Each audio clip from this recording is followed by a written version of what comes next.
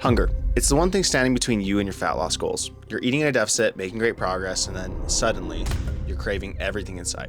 Does this sound familiar? Today we're going to be tackling hunger during fat loss and some practical research-backed ways to manage it. By the end of this video, you'll have actionable tips on how to stay full, control cravings, and actually feel good while losing fat. Let's get to it. I don't know why I did this with a hand, but that's fine.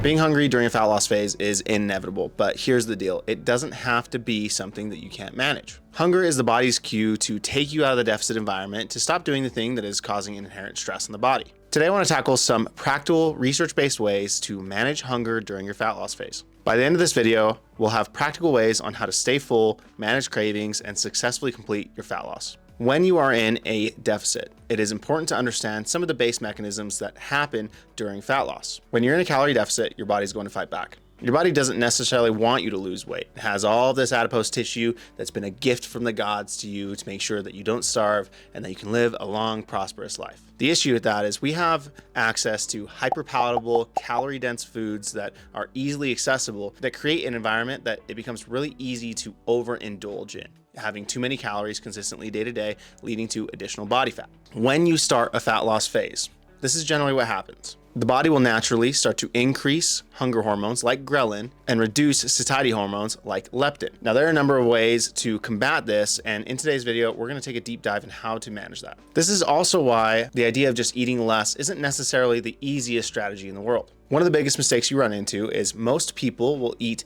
very high calorie foods that are very low in volume. When we're looking at the structure of something like if it fits your macros, so the idea that you can eat anything in the world that you want as long as it fits within your protein, carb, fat, and calorie goals. When you're in this environment, if you had, let's say, 2 slices of pizza for lunch, and those were roughly 300 calories each, equating to about 600 calories.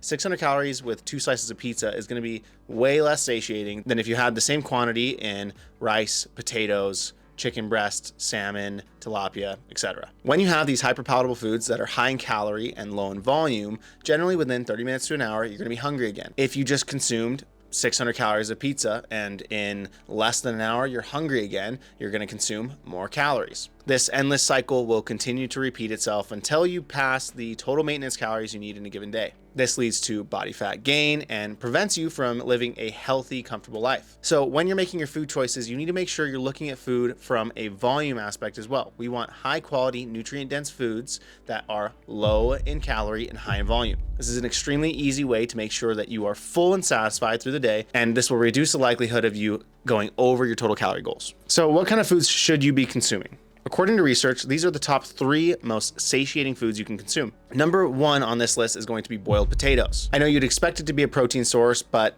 boiled potatoes are extremely satisfying. If you were to have a whole baked potato or diced potatoes and have a 8-ounce serving in that, that's going to keep you full for hours. The likelihood of you over-consuming boiled potatoes is very low. So if you are someone who is hungry during the day and you realize that, man, I wish I was a little more satiated, start throwing a couple of servings of potatoes into your meals. Number 2 on the list is going to be high protein sources. So we're talking fish, chicken, lean ground meats. These protein sources are going to keep you full for a long time, especially when you pair it with number 1 on the list. The reason being is the macronutrient of protein takes a long time to digest. So when you have a lean protein source, you can have a lot of it for low calories, which will allow you to be satiated for a longer period of time. And the last thing on the list is going to be things high in fiber. Some major sources of fiber that you can find are going to be in fruits, legumes, and vegetables. So start adding those to your meals as well. Between those 3 items, what you'll find is if you can mix and match those day to day, you will be full for longer. This will help you stay in your deficit, allowing you to get closer to your fat loss goals.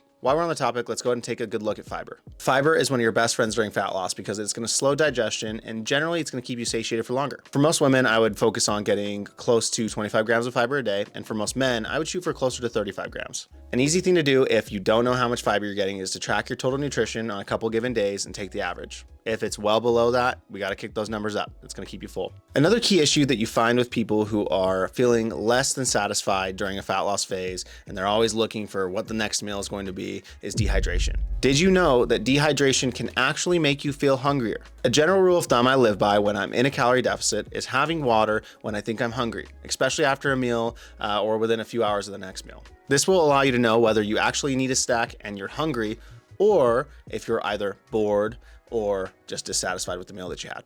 If you're doing the right things with the list we've gone over so far, it might be your sleep. Sleep is massive when it comes to hunger control. If you're sleeping less than 6 hours a day, you are most likely producing more ghrelin and less leptin, so you're getting hungrier and feeling less satisfied day in and day out. That means you'll naturally crave more food, and usually when you crave more food, it's all the munchy little hyper-palatable things that are high in calorie. Prioritizing at least 7 to 9 hours of sleep is going to help drastically with your hunger. If you are in a deficit, your calories in versus your calories are out are lower, then you will lose something, and it will most likely be body fat if you're training and getting ample rest. With that being said, choosing nutrient-dense, satiating foods is going to be the best approach to fat loss. This will allow you to play the game for longer and maintain your deficit goals until you're done with your fitness journey. Every day is kind of a game. When you wake up, what you choose to eat, how you sleep, the foods that you consume, all are factors in how you're gonna feel, if you're gonna be hungry through the day, if you're gonna make the right choices. So with these tips, this should allow you to manage your hunger better and complete your fat loss journey.